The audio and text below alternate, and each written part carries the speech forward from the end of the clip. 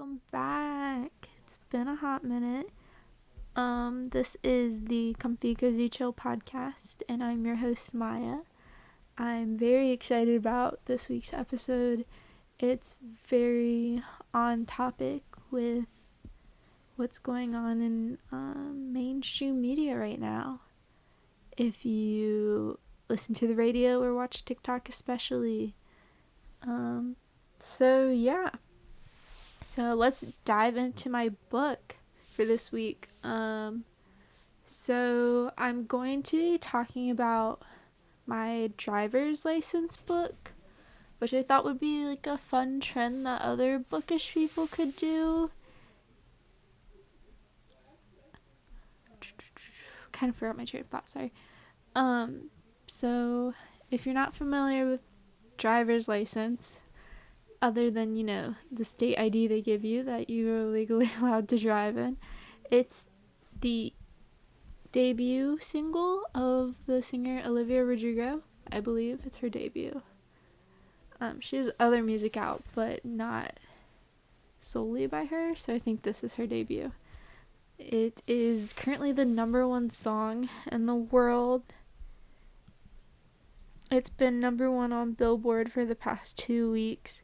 And on Spotify, it says it has 204,888,035 views. Or listens, sorry. Streams, I guess. I don't know. So it's the number one song in the world. It's only been out for a little over 2 weeks. And it's kind of insane how much it's taken over.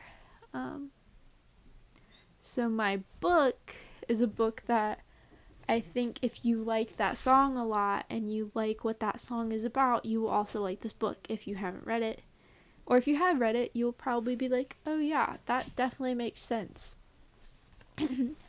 It's called Our Chemical Hearts, and it's by Crystal Sutherland. I read it last fall. And you may remember I talked about it on my Goodreads reading challenge. If you've listened to that episode, it was episode 2. I wonder, can I just do a little ASMR for you guys if I flip through these pages?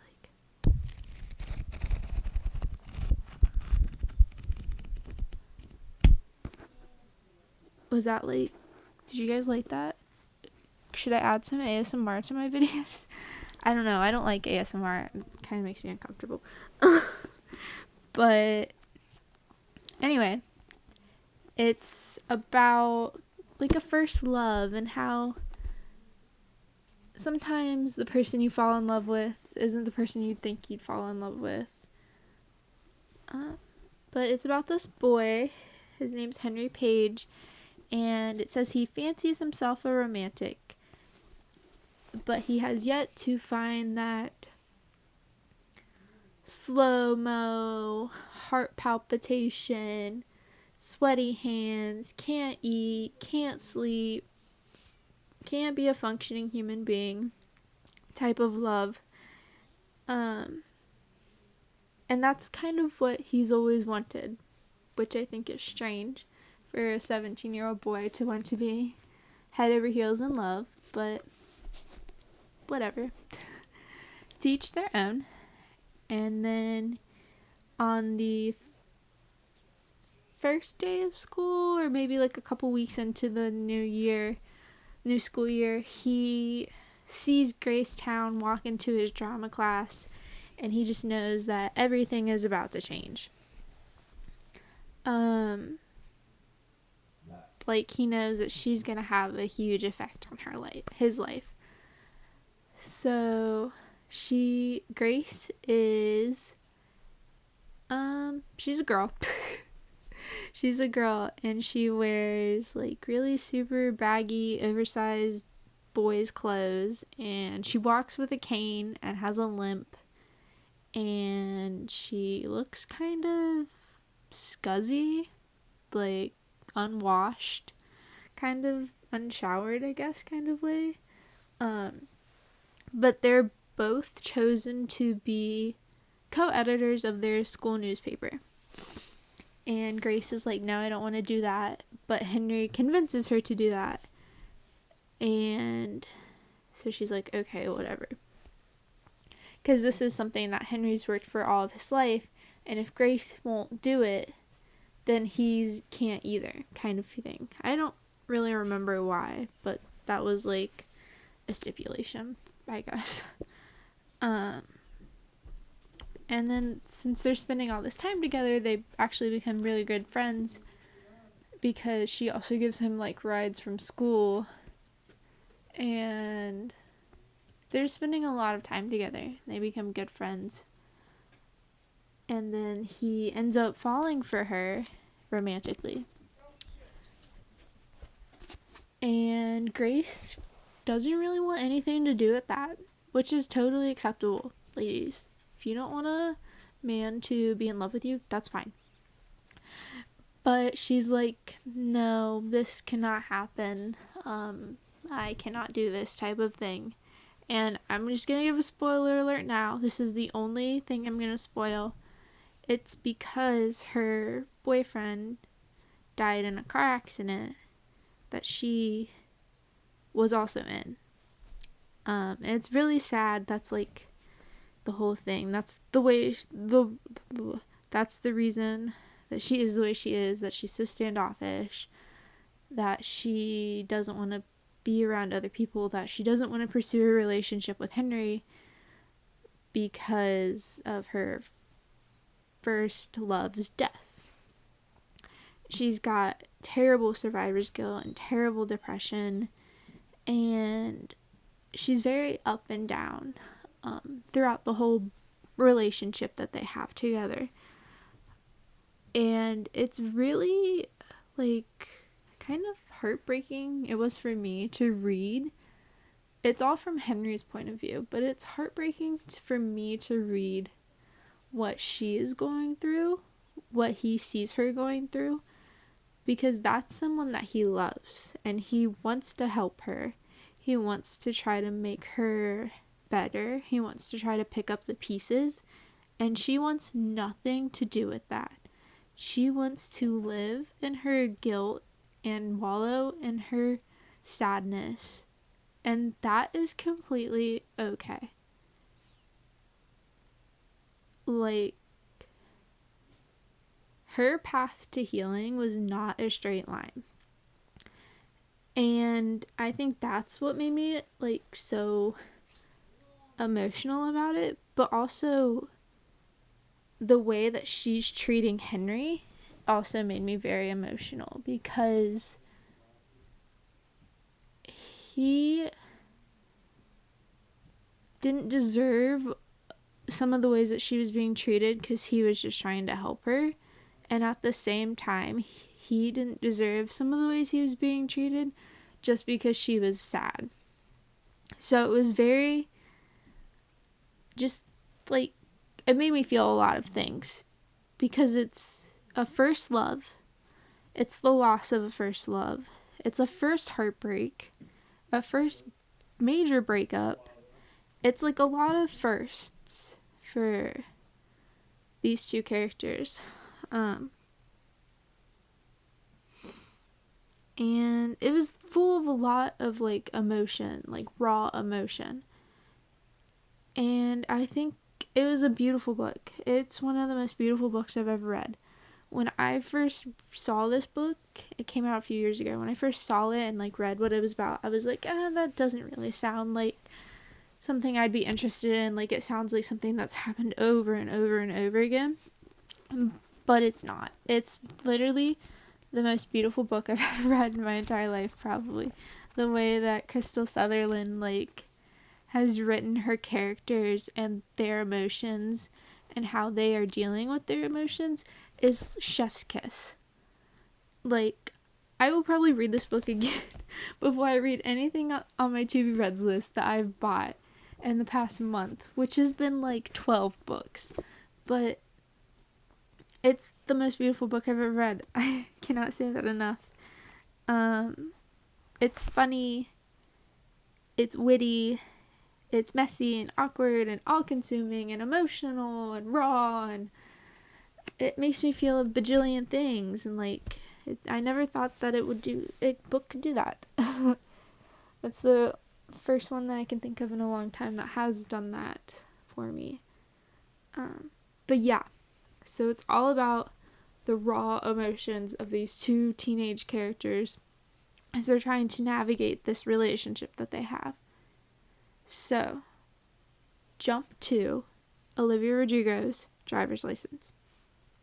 Okay, so the song starts out as this girl who just got a driver's license, and she wants to tell the boy that pretty much taught her how to drive, hey, guess what, girl just got her driver's license. But she can't, because they're not speaking anymore, because they kind of had, they fell in love, I guess, had some sort of romantic relationship and broke up, and now this boy is with another girl that she was kind of worried about throughout their whole relationship type thing. And it's about just driving around aimlessly at night, kind of beat with all of these emotions, and driving past all the places that they used to go, and like what that feels like, and then like wanting to drive up to this guy's house and being like, but I can't do that. And it's also a very heartbreaking song when you really think about it, especially for like a 16-year-old girl and that's her first love. Like, Olivia, who hurt you? Type of thing. But I think that what makes the song so good and so popular is that it's so relatable, that everyone can kind of feel what that heartbreak feels like because they've been there before. And I think that if you connect with that heartbreak from Olivia Rodrigo's driver's license, then you may connect with the heartbreak from Our Chemical Hearts. I think that the two go hand in hand together. Like when I was thinking about it the other day, thinking about what I was going to do this episode on, I wasn't really sure. I didn't have very many ideas since I hadn't read anything in a couple weeks. And I was like, well, this song is all over the place. Maybe there's some like book or something I can like relate it to. And I thought of this one and I was like, that's perfect. Like literally nothing else that I could think of would even compare to that song. But yeah.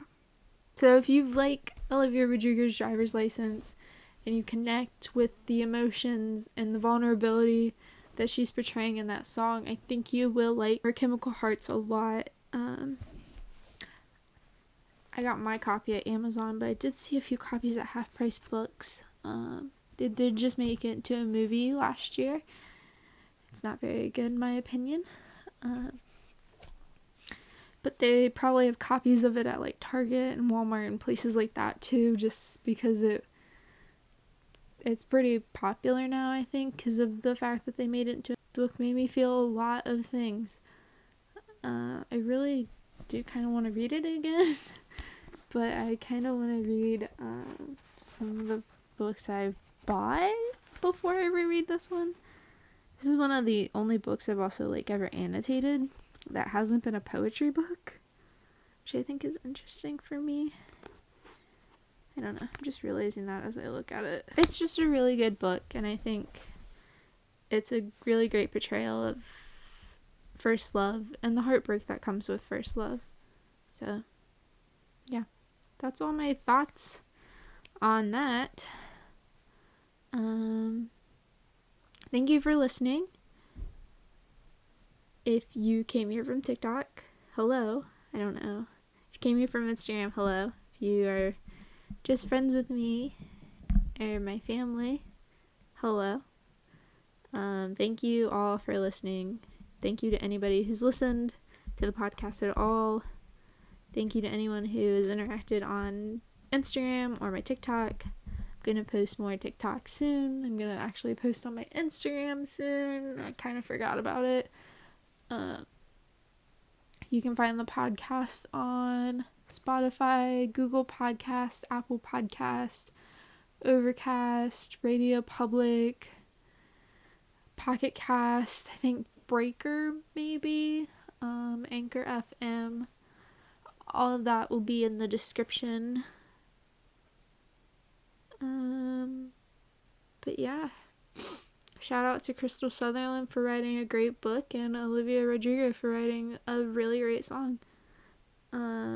Keep up the good work, ladies. Right? But yeah, I will see you guys next time. Stay safe. Stay book savvy.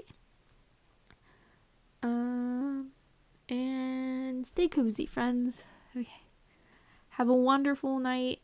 Enjoy the rest of your week. When you hear this, it'll maybe be a Thursday and it's almost the weekend. But okay, I'm gonna go now. That was my little rant type beat. Okay, goodbye.